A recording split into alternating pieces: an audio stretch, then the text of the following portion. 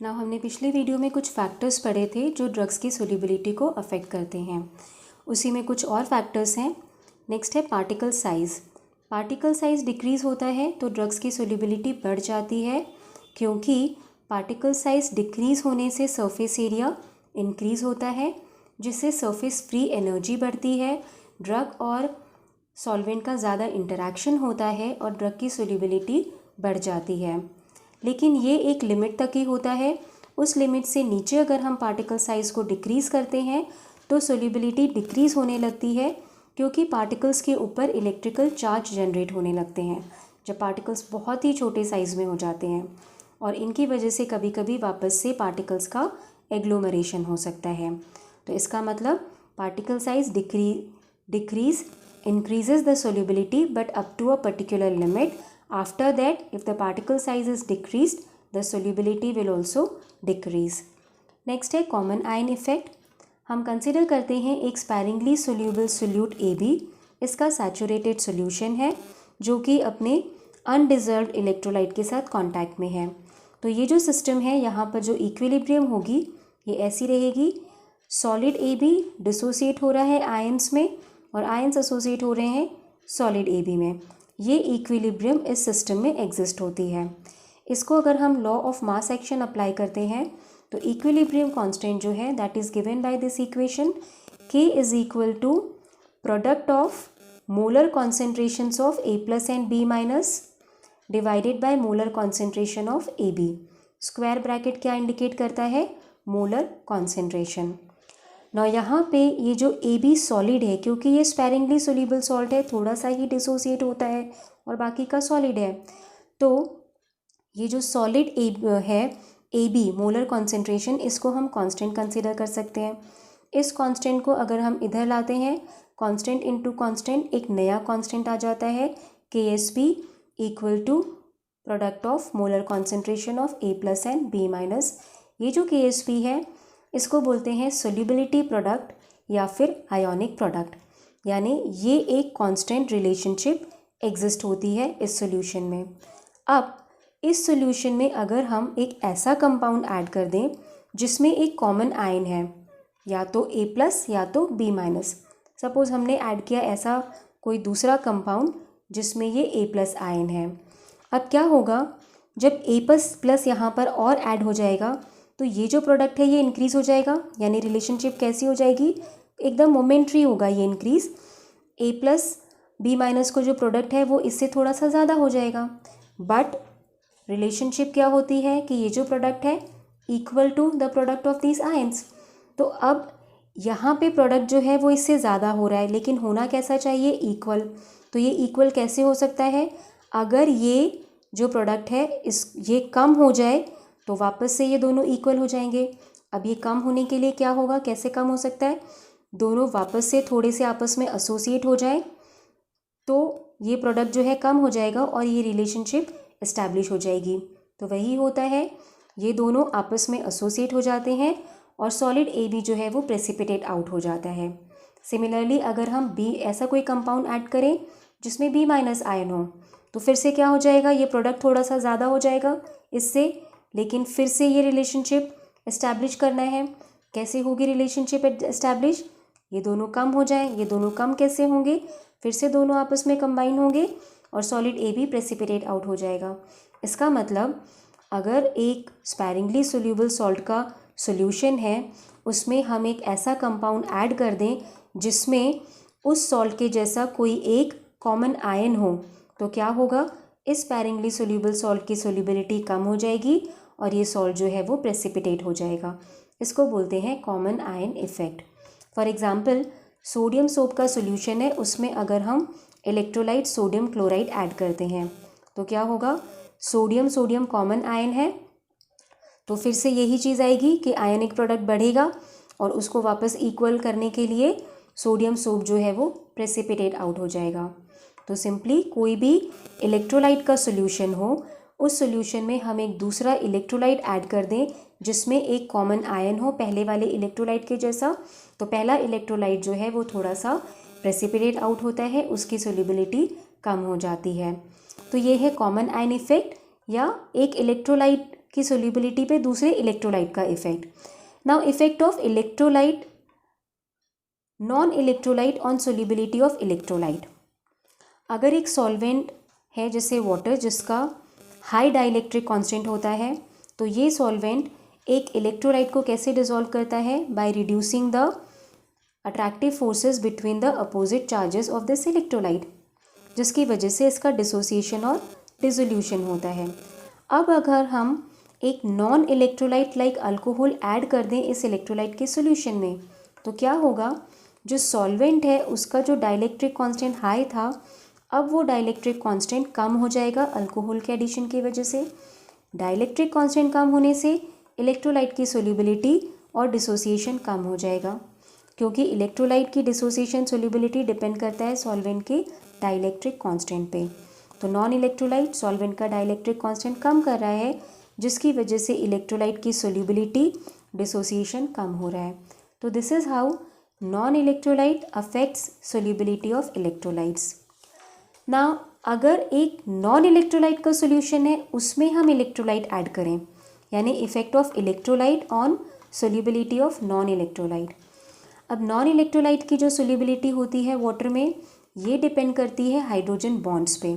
Water के molecules और जो नॉन इलेक्ट्रोलाइट है इसके मॉलिक्यूल्स आपस में वीक इंटरमॉलिक्यूलर बॉन्ड्स फॉर्म करते हैं, हाइड्रोजन बॉन्ड्स, जिससे ये नॉन इलेक्ट्रोलाइट वाटर में डिसॉल्व होता है। अब अगर इस सॉल्यूशन में हम एक इलेक्ट्रोलाइट ऐड कर दें, इलेक्ट्रोलाइट की एफिनिटी वाटर के साथ ज़्यादा होती है क्योंकि इनमें इलेक्ट्रोस्टैटिक अट्रैक्शन होता है। तो अब क्या होगा? इलेक्ट्रोलाइट जो है वो वाटर के साथ कॉम्पीट करेगा और इलेक्ट्रोलाइट और नॉन इलेक्ट्रोलाइट और वाटर के जो इंटरमॉलिक्यूलर बॉन्ड्स थे वो वीक थे। तो ये इलेक्ट्रोलाइट क्या करेगा? जो इंटरमॉलिक्यूलर बॉन्ड्स थे नॉन इलेक्ट्रोलाइट और वाटर के, उनको ब्रेक कर देगा, यानी इलेक्ट्रोलाइट की सोल्यूबिलिटी को नॉन इलेक्ट्रोलाइट की सोल्यूबिलिटी को कम कर देगा।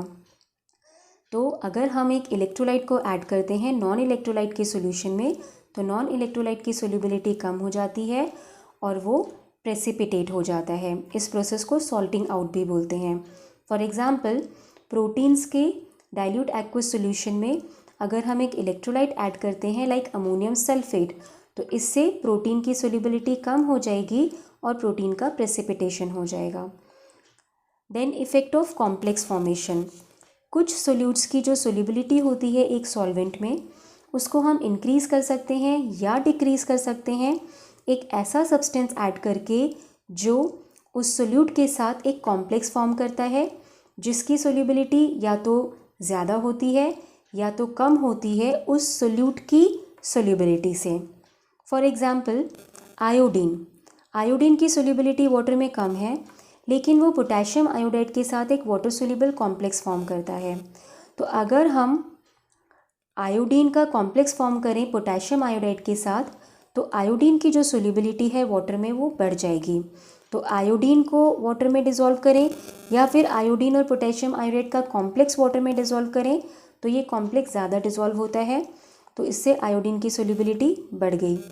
कुछ कंपाउंड्स हैं लाइक निकोटिनामाइड, बीटा साइक्लोडेक्स्ट्रिन, ये ऐसे कंपाउंड्स हैं जिनको यूज़ करते हैं पुअरली सोल्यूबल ड्रग्स की सोल्यूबिलिटी को बढ़ाने के लिए। तो पुअरली सोल्यूबल ड्रग का जब इनके साथ कॉम्प्लेक्स फॉर्म होता है, तो ये जो कॉम्प्लेक्स होता है वो उस ड्रग से कहीं ज़्यादा सोल्यूबल होता है, तो इन पुअरली सोल्यूबल ड्रग्स की सोल्यूबिलिटी बढ़ जाती है कॉम्प्लेक्स फॉर्मेशन से। कुछ केसेस में सोल्यूबिलिटी कम भी होती है, लाइक जेंटिसिक एसिड, ये कैफीन के साथ एक कॉम्प्लेक्स फॉर्म करता है जो कैफीन से कम सोल्यूबल होता है। टेट्रासाइक्लिन, मिल्क में जो कैल्शियम आयंस प्रेजेंट होते हैं उनके साथ एक इनसोल्यूबल कॉम्प्लेक्स फॉर्म कर लेता है, जिससे उसकी सोल्यूबिलिटी और अब्सॉर्प्शन कम हो जाता है। इसलिए टेट्रासाइक्लिन को कभी मिल्क के साथ एडमिनिस्टर नहीं करना चाहिए। या फिर कोई प्रिपरेशंस हैं जिनमें कि कैल्शियम सॉल्ट्स हों लाइक एंटासिड्स, तो उनसे भी टेट्रासाइक्लिन जो है कैल्शियम सॉल्ट्स के साथ में कॉम्प्लेक्स फॉर्म करेगा और उसका सोल्यूबिलिटी अब्सॉर्प्शन कम हो जाएगा। या हिमैटेनिक्स हैं लाइक आयरन, जिनमें आयरन होता है, तो उनके साथ भी टेट्रासाइक्लिन कॉम्प्लेक्स फॉर्म करके उसकी सोल्यूबिलिटी और अब्सॉर्प्शन कम हो सकता है। तो दिस इज़ हाउ कि कॉम्प्लेक्स फॉर्मेशन जो है they affect the solubility of drugs. Then one more factor, effect of solubilizing agents, ये डिटेल में आएगा आगे एक चैप्टर में। सोल्यूबलाइजिंग एजेंट्स सरफैक्टेंट्स होते हैं। सरफैक्टेंट्स ऐसे मॉलिक्यूल्स होते हैं जिनमें एक हाइड्रोफिलिक और एक लिपोफिलिक पोर्शन होता है उनके स्ट्रक्चर में। जब इन्हें वाटर में ऐड करते हैं तो एक पर्टिकुलर कॉन्सेंट्रेशन पे ये एग्रीगेट हो जाते हैं और एक स्फेरिकल स्ट्रक्चर फॉर्म करते हैं जिसको बोलते हैं मिसल। ये जो मिसल होता है, अब ये मिसल कैसे फॉर्म हुआ है? सरफैक्टेंट मॉलिक्यूल्स के एग्रीगेशन से। इन मिसल्स में क्या होता है, जो हाइड्रोफिलिक पोर्शन है मॉलिक्यूल्स का वो एक्वस एनवायरनमेंट को फेस करता है, क्योंकि हाइड्रोफिलिक यानी वाटर लविंग, तो वो वाटर की तरफ होता है। और जो उनके लिपोफिलिक पोर्शन है वो पूरे मिसल के इंटीरियर में आ जाते हैं। सपोज ये मिसल है तो बाहर की तरफ रहेंगे हाइड्रोफिलिक पोर्शन और लिपोफिलिक पोर्शन पूरे मिसल के इंटीरियर में आ जाएंगे, यानी मिसल का इंटीरियर कैसा हो गया? नॉन पोलर या हाइड्रोफोबिक। अब अगर हम ऐसा एक सॉल्यूशन है सरफैक्टेंट का जिसमें मिसल्स फॉर्म हो चुके हैं, इसमें एक इनसोल्यूबल कंपाउंड को ऐड करेंगे तो ये कंपाउंड क्या करता है? मिसल के इंटीरियर में चला जाता है और इंटीरियर जो है वो लिपोफिलिक या हाइड्रोफोबिक है, तो वहाँ पर ये इनसोल्यूबल कंपाउंड डिसॉल्व हो जाता है, सोल्यूबलाइज हो जाता है। तो इसका मतलब क्या हुआ? एक इनसोल्यूबल कंपाउंड सरफैक्टेंट के एक्वस सॉल्यूशन में सोल्यूबलाइज हो गया, इसलिए ऐसे सरफैक्टेंट्स को बोलते हैं solubilising agents. For example polysorbate 80, sodium lauryl sulphate, ये सोल्यूबलाइजिंग एजेंट्स हैं और इनको यूज़ करके पुअरली वाटर सोल्यूबल ड्रग्स जैसे ग्रिसियोफुल्विन, एस्पिरिन, इनकी सोल्यूबिलिटी बढ़ा सकते हैं, या फिर फैट सोल्यूबल विटामिन्स जैसे ए, डी, ई एंड के, इनको भी सोल्यूबलाइज करते हैं बाय मिसेलर सोल्यूबलाइजेशन। क्योंकि मिसल्स में सोल्यूबलाइजेशन हो रहा है इसलिए इसको बोलते हैं मिसेलर सोल्यूबलाइजेशन। देन लास्ट एक फैक्टर जो है सोल्यूबिलिटी को अफेक्ट करता है, ये है क्रिस्टल कैरेक्टरिस्टिक्स। कुछ सब्सटेंसेस जो क्रिस्टलाइन होते हैं वो एक से ज़्यादा क्रिस्टलाइन फॉर्म्स में भी एग्जिस्ट हो सकते हैं। इस फिनोमिनन को बोलते हैं पॉलीमॉर्फिज्म, और ये जो डिफरेंट फॉर्म्स होते हैं इनको बोलते हैं पॉलीमॉर्फ्स। इनमें से एक स्टेबल फॉर्म होता है और बाकी के मेटास्टेबल फॉर्म्स होते हैं। स्टेबल फॉर्म यानी एनर्जी कम, मेटास्टेबल फॉर्म्स यानी एनर्जी ज़्यादा। मेटास्टेबल फॉर्म्स ज़्यादा सोल्यूबल होते हैं, लेकिन क्योंकि इनका एनर्जी स्टेट हायर है तो इनमें एक थर्मोडायनेमिक टेंडेंसी होती है कि कम एनर्जी वाले स्टेबल फॉर्म में कन्वर्ट होने की। तो अगर हम ज़्यादा सोल्यूबिलिटी के लिए मेटास्टेबल फॉर्म को यूज़ कर रहे हैं फॉर्मुलेशन में, तो हमें प्रिकॉशन लेना होता है कि वो स्टेबल फॉर्म में कन्वर्ट ना हो, क्योंकि स्टेबल फॉर्म की सोल्यूबिलिटी कम होती है। कुछ सब्सटेंसेस होते हैं जो क्रिस्टलाइन फॉर्म में भी होते हैं और अमॉर्फस फॉर्म में भी। तो अमॉर्फस फॉर्म ज़्यादा सोल्यूबल होता है क्रिस्टलाइन फॉर्म से। तो अमॉर्फस की सोल्यूबिलिटी सबसे ज़्यादा, फिर मेटास्टेबल और फिर स्टेबल। कभी कभी क्या होता है कि क्रिस्टल स्ट्रक्चर में सॉल्वेंट के मॉलिक्यूल्स इनकॉर्पोरेट हो जाते हैं, तो ये जो सॉलिड बनता है इसको बोलते हैं सॉल्वेट। तो जब वाटर सॉल्वेंट होता है तो इन्हें बोलते हैं हाइड्रेट। यानी हाइड्रेट क्या है?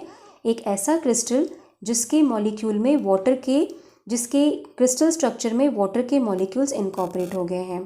तो ये जो हाइड्रेट्स होते हैं इनकी सोल्यूबिलिटी अनहाइड्रेट या एनहाइड्रस फॉर्म से कम होती है। तो अगर कोई सब्सटेंस हाइड्रेट फॉर्म में भी है, एनहाइड्रस फॉर्म में भी है, तो एनहाइड्रस फॉर्म की सोल्यूबिलिटी ज़्यादा होगी। तो this is how crystal characteristics influence the solubility of drugs. तो ये सारे फैक्टर्स हैं जो ड्रग्स की सोल्यूबिलिटी को इन्फ्लुएंस करते हैं। So this is all for today's this video.